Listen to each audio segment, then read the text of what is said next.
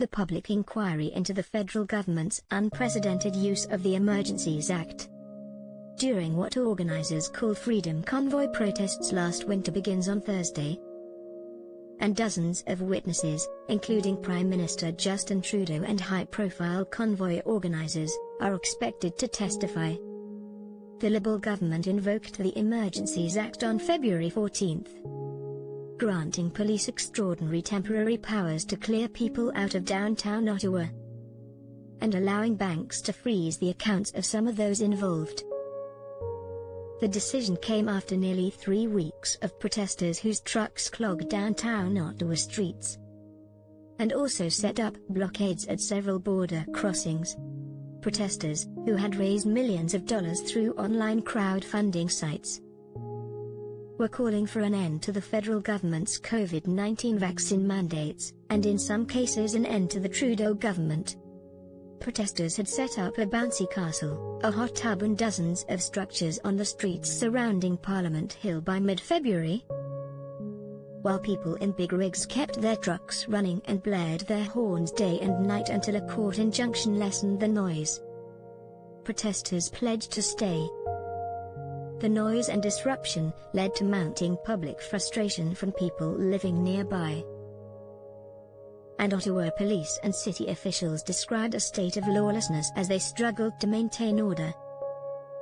Trudeau cited serious challenges to law enforcement's ability to effectively enforce the law when he announced plans to invoke the Act for the first time since it became law in 1988. "This is about keeping Canadians safe, protecting people's jobs and restoring confidence in our institutions," he said at the time. The Emergencies Act requires that a public inquiry be called to examine the government's decision-making any time it is invoked. The Public Order Emergency Commission and Ontario Appeal Court Justice Paul Rouleau, who is the lead commissioner, will assess the basis for the government's decision and the appropriateness and effectiveness of the measures taken to deal with the blockades. They will also review whether there should be any changes to the Emergencies Act itself. Since it was established on April 25, the Commission has been collecting documents and interviewing dozens of people, including central figures in the Freedom Convoy such as Tamara Lich, Chris Barber, Pat King and James Bowder, all facing criminal charges for their roles.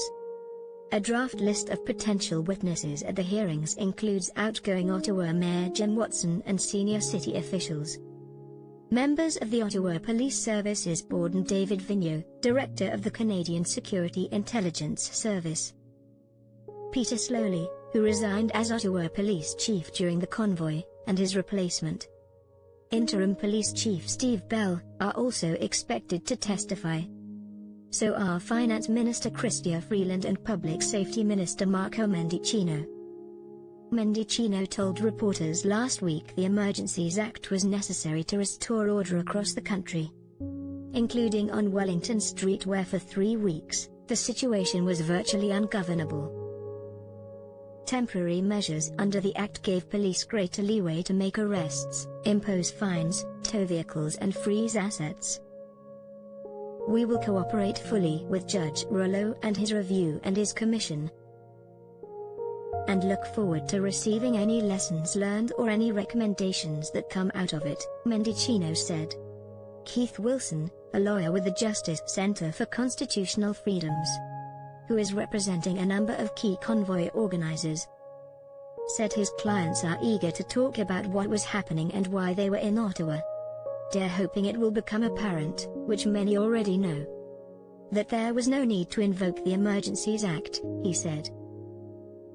A number of community groups representing people living in and around downtown Ottawa are also taking part. "I'm hoping they will delve a little bit about the actual impact on businesses and residents and not just the occupation," said Louise Lapointe, who leads Action Sandy Hill.